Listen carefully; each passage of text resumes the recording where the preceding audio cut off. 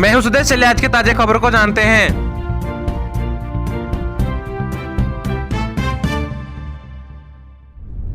झारखंड की राजधानी रांची सहित राज्य के अन्य जिलों में बूंदाबांदी से तापमान में गिरावट देखी गई। मौसम विभाग ने 3 जुलाई तक राज्य के कई जिलों में गरज के साथ भारी बारिश का येलो अलर्ट जारी कर दिया है। मौसम विभाग ने अगले कुछ दिनों में झारखंड के अन्य जिलों में भारी बारिश की संभावना जताई है, लेकिन बारिश ने किसानों के चेहरे में मुस्कुराहट ले आई है। दरअसल पिछले कई दिनों में बारिश नहीं होने से किसानों के चेहरे में मायूसी छाई हुई थी।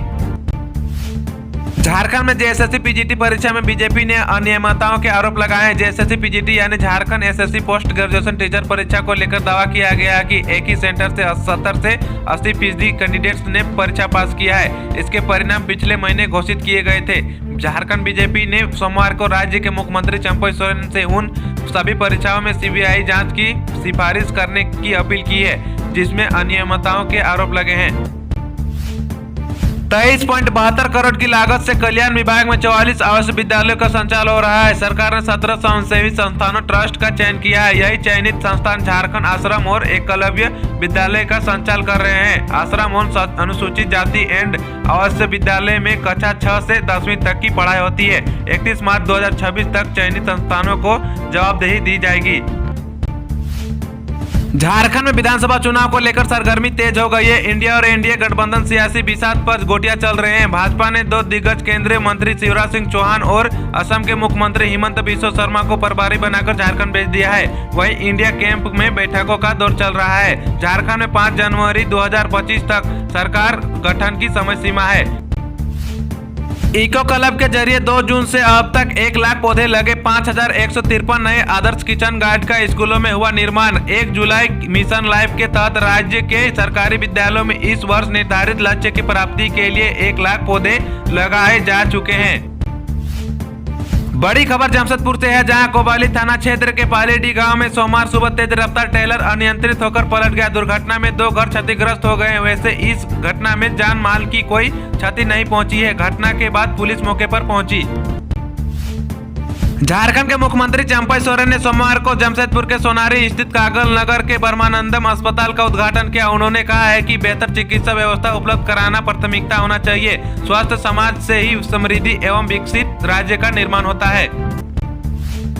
झारखंड के पलामू जिले में 2 दिन की बारिश में तापमान में 13 डिग्री की गिरावट आई है। पलामू का तापमान 41 डिग्री से घटकर 28 डिग्री पर आ गया है। बंगाल की खाड़ी में बने लो प्रेशर की वजह से झारखंड में भारी बारिश का येलो अलर्ट जारी कर दिया गया है।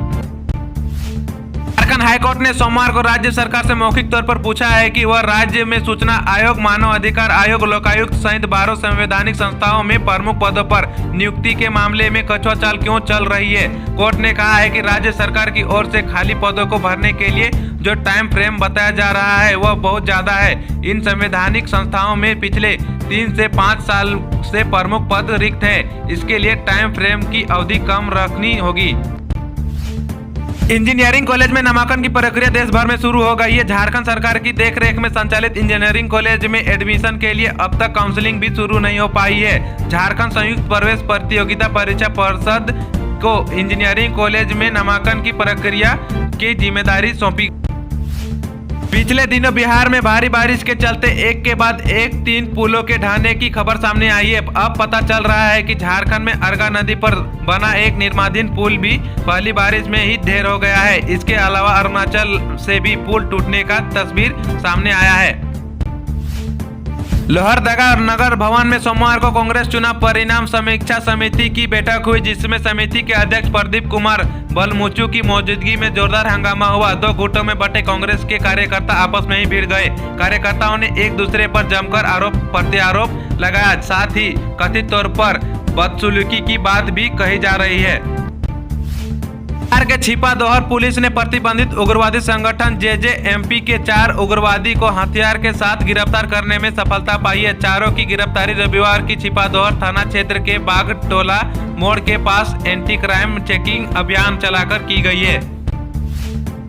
झारखंड के पलामू जिले के छतरपुर थाना परिषद से करीब 300 फीट की दूरी पर स्थित मुख्य बाजार में दुकान का शटर बंद कर रहे ब्रिज बिहारी ज्वेलर्स के मालिक का जेवर से भरा थैला उठाकर उचक्का भाग निकला। घटना रविवार की देर शाम करीब 8 बजे की है। दुकानदार के अनुसार थैले में 50 लाख के सोने और चांदी के जेवर थे।